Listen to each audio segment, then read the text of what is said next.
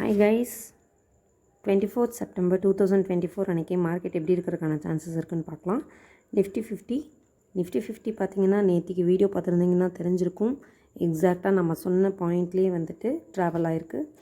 So இன்றைக்கி எப்படி இருக்கிறதுக்கான சான்சஸ் இருக்குதுன்னு பார்க்கலாம். ஆல் டைம் ஹையில் இருக்குது நிஃப்டி. ஸோ அகெயின் வந்துட்டு ரெசிஸ்டன்ஸை பிரேக் அவுட் பண்ணோம் அப்படின்னா மினிமம் 26,000 வரைக்கும் நீங்கள் வெயிட் பண்ணுங்கள். 26,000 பிரேக் பண்ணுச்சு அப்படின்னா அங்கேருந்து நீங்கள் ஒரு ஸ்கேல்ப் பண்ணலாம். ஓகே, ஸோ நல்ல வால்யூமோட பிரேக் பண்ணுது அப்படின்னா பிகாஸ் வந்துட்டு ஆல்ரெடி நேற்றே சொல்லியிருந்தேன் 25,970 பிரேக் பண்ணி அங்கே சஸ்டைன் ஆச்சு அப்படின்னா அப் ட்ரெண்ட் பாசிபிள் இந்த வீக்கில் அப்படின்னு சொல்லியிருந்தோம். பட் அங்கேருந்து வந்து சின்ன ரிவர்சல் தான் கொடுத்துருக்கு. ஸோ இதை பிரேக் பண்ணிட்டு மேலே போகிறதுக்கான சான்சஸும் இருக்குது. நேற்றுக்கு ஹையை வந்துட்டு பிரேக் பண்ணாமல் கொஞ்சம் நெகட்டிவ் சைடு ஓப்பன் பண்ணாங்க அப்படின்னா இங்கே எகெயின் நேற்றுக்கு ஹையை பிரேக் பண்ணி ரீடெஸ்ட் பண்ணி இங்கே போகிறதுக்கான சான்சஸ் அண்ட் இங்கேயும் பிரேக் அவுட் பண்ணுறதுக்கான சான்சஸ் இருக்குது. ஆர்எல்ஸ் இங்கே போயிட்டு இப்படி ரிவர்ஸ் பண்ணுறதுக்கான சான்சஸும் இருக்குது. ஸோ கொஞ்சம் வெயிட் பண்ணி ரெசிஸ்டன்ஸ் வந்து பிரேக் பண்ணுதான்னு செக் பண்ணிட்டு அதுக்கப்புறமேல் ட்ரேட் பண்ணுங்கள். ரெசிஸ்டன்ஸுக்கு முன்னாடியே பிரேக் அவுட் ஆகிடும் அப்படின்னு நினச்சி ட்ரேட் எடுக்க வேணாம். ரெசிஸ்டன்ஸுக்கு முன்னாடியே பிரேக் அவுட் பண்ணிவிடும் அப்படின்னு அஷ்யூம் பண்ணி நீங்கள் ட்ரேட் பண்ண வேணாம். பிரேக் அவுட் ஆனதுக்கப்புறமா ட்ரேட் பண்ணுங்கள்.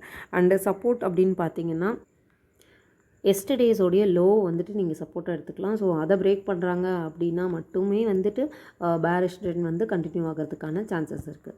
ஓகே, ஸோ பேங்க் நிஃப்டி எப்படி இருக்குன்னு பார்க்கலாம். அகெயின் பேங்க் நிஃப்டியும் பார்த்தீங்கன்னா 54,070 பிரேக் பண்ணுது அப்படின்னா நியூ ஆல் டைம் ஹை வைக்கிறதுக்கான சான்சஸ் இருக்குது அப்படின்னு நேற்று வீடியோவில் சொல்லியிருந்தேன். எக்ஸாக்ட்லி அதே மாதிரி நடந்திருக்கு. ஸோ இன்றைக்கி என்ன சினாரியோ அப்படின்னு பார்க்கலாம். இன்றைக்குடைய ரெசிஸ்டன்ஸ் வந்துட்டு எஸ்டர்டேஸோடைய ஹை. ஸோ இதை வந்து பிரேக் பண்ணுறாங்க அப்படின்னா அங்கேருந்து again new all time high வைக்கிறதுக்கான சான்சஸ் இருக்குது. அண்டு மார்க்கெட்டை எப்படி இருக்கிறதுக்கான சான்சஸ் இருக்குது அப்படின்னா இங்கேருந்து வந்துட்டு ஒரு நெகட்டிவ் ஓப்பனிங் இருக்கலாம். அங்கே நெகட்டிவ் ஓப்பனிங் இருக்குது அப்படின்னா அங்கேருந்து வந்து பார்த்திங்கன்னா 53,700 வரைக்கும் ஃபால் ஆகிட்டு அங்கேருந்து பவுன்ஸ் பேக் ஆகிறதுக்கான சான்சஸ் இருக்குது. எதனால் 53,700 அப்படின்னா அது வந்துட்டு ஒரு சப்போர்ட் ரீஜன். ஓகேங்களா, இங்கே பார்த்தீங்கன்னா உங்களுக்கு தெரிஞ்சிருக்கும். ஸோ இது வந்து ஒரு சப்போர்ட் ரீஜன். இங்கேருந்து வந்து ஒரு நெகட்டிவ் ஓப்பனிங் பண்ணுறாங்க அப்படின்னா இங்கேருந்து ரிவர்சல் ஆகிறதுக்கு சான்ஸ் இருக்குது.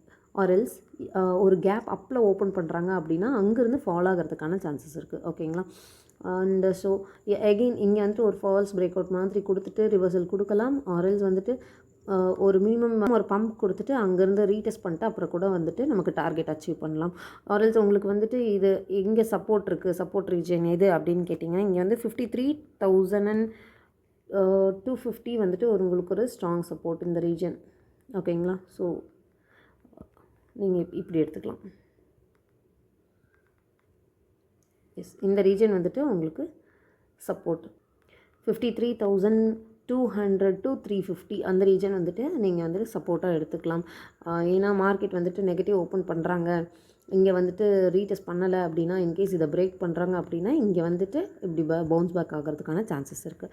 இந்த ரீஜனை பிரேக் பண்ணால் மட்டும்தான் டவுன்ஃபால் ஆகிறதுக்கான சான்சஸ் இருக்குது. ஓகே, ஸோ எகெயின் ஒவ்வொரு சப்போர்ட் அண்ட் ரெசிஸ்டன்ஸையும் மார்க்கெட் பிரேக் பண்ணதுக்கு அப்புறமா ட்ரேட் பண்ணுங்கள்.